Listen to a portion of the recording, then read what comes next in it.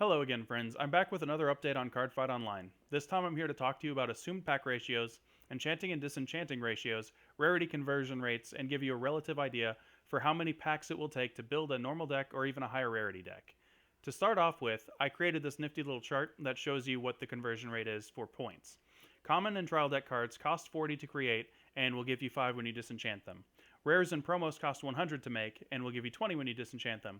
Double rares cost 400 to make and give you 100 when you disenchant them. Triple rares cost 6,000 to make and give you 1,500 when you disenchant them. And special parallel and generation rare cards cost 30,000 to make and give you 5,000 when you disenchant them. Now, the first thing you'll notice is probably if you've played Hearthstone, the first three brackets are pretty identical to Hearthstone's model for commons, rares, and epics. And what makes this different is that when we jump to triple rare, we have so much more that we have to pay over Hearthstone's legendaries. And even then, legendaries are limit 1 per deck, whereas in Vanguard, you're typically running 4 copies of your triple R, and you're typically running 8 to 12 triple Rs in your deck. So I think that this is a little bit wonky and that this is something that's probably going to be adjusted in the future, I hope, because right now this is a little bit too expensive to be reasonable. Moving on, I have actual conversion rates for each type of card rarity to another type of card rarity. So if you disenchant 8 commons, you can make 1 common. If you disenchant 20 commons, you can make 1 rare. If you disenchant 80 commons, you can make 1 triple R, or double R. If you disenchant 1,200 commons, you can make 1 triple R. If you disenchant 6,000 commons, you can make 1 SP or generation rare.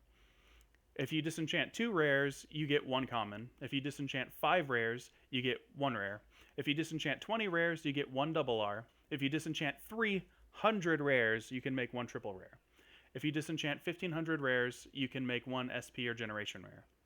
You can see right now that the conversion rate for commons and rares to higher rarity is really, really, really bad.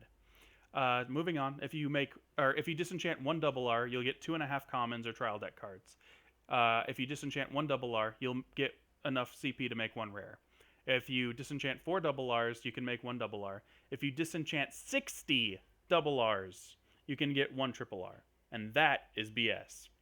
If you disenchant 300 double Rs, you can get 1 SP or generation rare.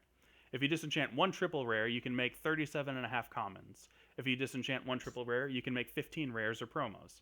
If you disenchant 1 triple R, you can get 3.75 double Rs. If you disenchant 4 double Rs, you can get 1 double R. And if you disenchant 20 double Rs, you can get 1 SP or generation rare. If you disenchant 1 SP, you can get 125 commons. If you disenchant 1 SP, you can get 50 rares. If you disenchant 1 SP, you can get 12.5 double Rs. If you disenchant 6 SPs, you can get 5 triple Rs. And if you disenchant 6 SPs, you can get 1 SP or generation rare. So, in conclusion, the rarity exchanges are perfectly fine for the first 3 tiers, and then after that, it's garbage. Here are a few observations that I've made in my playtesting of Cardfight Online. 1. Packs are a minimum of 7 cards, of which 6 are always commons. 2. From the experience that I've observed, the rates of pulling cards seems fairly close to the rate of pulling cards from boxes in real life. 3. The minimum amount of CP that you will get for a pack if you disenchant everything in it is 50. And 4, if you assume a rate of 1 triple R every 10 packs and 2 double Rs every 10 packs, ignoring SPs, you will average 2,010 CP every 10 packs for an average of 201 CP on every single pack. Disclaimer: do not blame me if you get more or less than this amount. This is just a statistical average that I've taken, ignoring SPs. This is the amount of packs needed to get enough CP to enchant cards of a particular rarity. 1 pack roughly averages 201 CP over opening many packs, not counting SPs, assuming you disenchant every single card that you pull. On the left we have the rarity, and on the right we have the amount of packs needed to craft 1 or more of those cards. For commons and trial deck cards, you will average being able to craft 5 of them every single time you open a pack. For rares and promos, you will average being able to craft 2 of them every time you open a pack. For double Rs, you will average being able to craft 1 every 2 packs that you open. And for triple Rs, you'll have to open about 30 packs in order to craft a single triple R, disenchanting everything.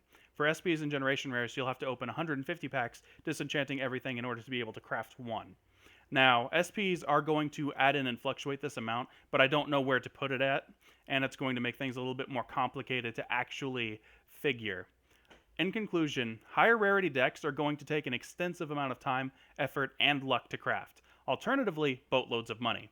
I'm expecting that Bushiroad will alter these ratios at some point in the future, as decks with generation rares are punished severely just for having cards of that rarity. I hope you enjoyed this segment and found it informative. Have a good one.